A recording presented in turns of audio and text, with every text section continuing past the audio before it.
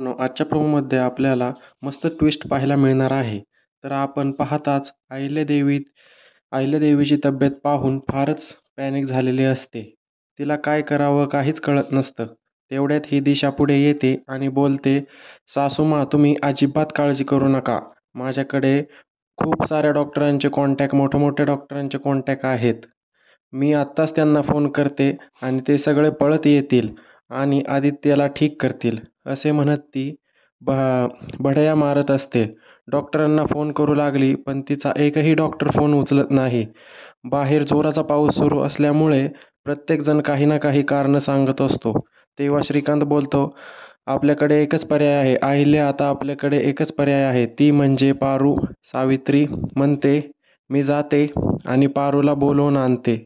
असं म्हणत सावित्री भर पावसात पारूच्या घरी जाते आणि बोलते, "पारू पटकन चल, पटकन बंगल्यावरती चल, आदित्य बाबांना तुझी फार गरज आहे." पण पारू यायला तयारच नसते.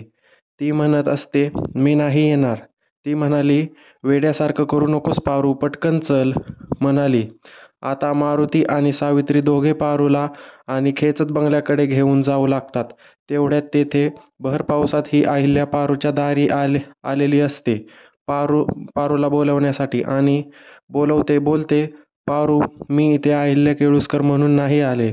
मी इथे एका मुलाची आई म्हणून आलेली आहे. भीक मागत आहे. आदित्य तुझी गरज आहे." पारू बोलते, "तुम्ही हात जोडू नका. मी आले."